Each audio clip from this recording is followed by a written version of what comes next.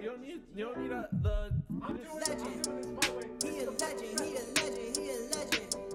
He a legend, he a legend, he a legend. He a legend. Welcome to the league, to the league, to the league, to the league, to the league. Welcome to the league, to the league, to the league, to the league, to the league of items. What's up, everybody? It's Pikel with League of Items. And this is the last Mythic item video, well, the last initial Mythic item video. Maybe I'll do more comparisons. I'm planning on doing like a ranking video of some of these to go over the most broken ones. This is more of like an overview by archetype. So all of these cost 2,600 gold. The base values are wildly different, but I still think they're very strong items. It was smart of them to do it like this because the head of stats from Evil Geniuses was talking about some of the items that are on the PBE, and I mentioned, like, you know, he said something about the jungle because they switched the jungle item, and I said, you know, you're kind of assuming that we're not headed into a support jungle meta, which was what happened when Olaf, Trundle, when really Olaf and Trundle could build like a support item second and then be very impactful for their team. And we could be going back in that direction if some of these support items are too strong in the beginning. But let's just go over the items themselves first, and then we can kind of hypothesize about that at a future date. So first up, we have Locket of the Iron Solari. 150 health, 25 ability haste, 30 armor, 30 magic resist. Intervention. Grant nearby allies a 250 shield, decaying over 2.5 seconds. Iron Aura. Grant nearby ally champions 5 armor and 5 magic resistance. And then the Mythic passive is for every other legendary item you have, you gain an additional 2 armor and magic resistance. So I have that number here.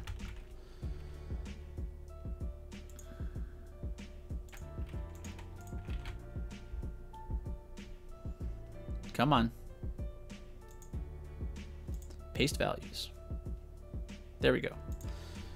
All right. So at the additional stats really aren't that impactful. Like, they're nice to haves, not need to haves.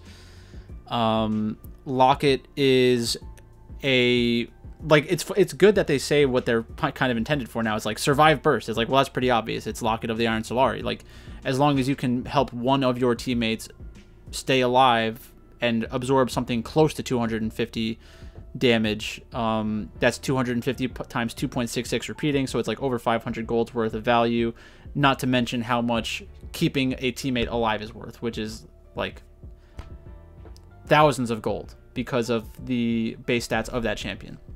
So Locket of the Iron Solari, still a very good item. The ceiling case is if you get shields on all of your teammates and you all absorb a lot of damage. Like, that's the best case scenario. Otherwise, you know, it's a good item, not a great item. It will be probably more popular than it should be. And I say that because some of these other support items are like crazy, like the Staff of Flowing Water thing. But again, that's for a different video. So Moonstone Renewer. 150 health, 25 ability haste, and 100% base mana regen. So this item is only worth 1,567 gold in base stats, which means that this vital stream needs to be worth 1,000 gold, roughly 1,000 gold, in order to make this item worthwhile. And it's a very interesting item. So vital stream. When affecting champions with attacks or abilities in combat, heal the most damaged nearby ally for 30 to 60 health, 2-second cooldown. Each second spent in combat with champions increases this healing effect by 37.5 up to 150%. So you can think of this as the healing and shielding. So healing and shielding is worth 35 per point. So equals 35 times 150. That's 5,250 if you're getting that much additional healing out. So this item is absolutely insane in an extended team fight. Just think of that. That's crazy.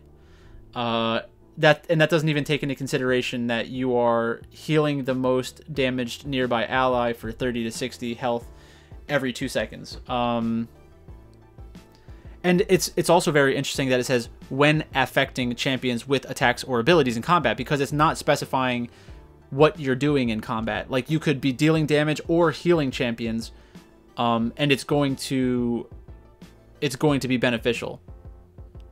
You know, so like if you're an Olaf and you're continuously dealing damage in a team fight, you could be healing up your allies near you. So it's like a battle healer. Maybe there's a better word for that, but something along those lines, which is we haven't seen in League of Legends, unless I'm missing something. Nothing jumps to the top of the mind. Shureyla'S Battlesong is the next item. So basically, Moonstone Renewer is broken out of control in the ceiling cases, but in order for you to reach value, you need to make up 1,000 gold. So 37.5 times 35. So it's probably break even when you barely use when you like are in combat for 1 or 2 seconds. Like, that additional healing and shielding is very valuable. Like, imagine Soraka with this in an extended team fight. She has 150% additional healing, and then bang, she ults. Like, that's insane. Crazy. Shureyla'S Battlesong. 300 health, 25 ability haste, 10% movement speed, active inspire. Grants you and nearby allies 40% decaying movement speed for 4 seconds, and 60 to 100 magic bonus magic damage on the next 3 attacks or abilities against champions. So if you also get that bonus magic damage, then this item is crazy. The decaying move speed is more of like a situational benefit. It's tough to put a consistent gold value on that. It's really just like situationally it'll be very strong sometimes. But the bonus magic damage, it's basically on hit damage. On hit damage is worth 40. So you did equals 40 times 60. That's 2,400. So for everyone, for every single one of those attacks or abilities that you hit, it's like getting 2,400 gold's worth of ability of on hit damage. That's probably not the right way to look at it, because that would be just extremely broken. So like Sharelia and Moonstone Renewer, both super insane. Moonstone Renewer, I think, will invalidate Locket. Like, there will be some champions that prefer to have 30 armor, 30 magic resistance, the more consistent stat line. But Moonstone Renewer on champions that have the ability to heal and take advantage of that healing effect, the item has a very insane ceiling, similar to Ardent Sensor, similar to the Staff of Flowing Water, or whatever it's called, the new item. And I didn't really mention the Mythic passive for Moonstone Renewer or Shureyla'S Battlesong, but it's 3% movement speed, 5 ability haste. We've gone over those already, the value of those. So yeah, these are exciting items. I think that we could easily see junglers go Shureyla'S Battlesong or Moonstone Renewer as their mythic item. Maybe not. Okay, wait. I could see it going with Sharelia, because you're going to be able to give your teammates that additional damage. Moonstone Renewer, more difficult. You'd have to be like Ivern, right? I guess Ivern doesn't really heal. What if you went Moonstone Renewer on Nidalee? Probably not worth it. I guess it's really just a support item.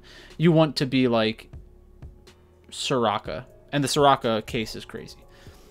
But that's it. So I hope you enjoyed all these mythic item videos. Like I said, I'll go over some of the new legendary items as well in a separate video.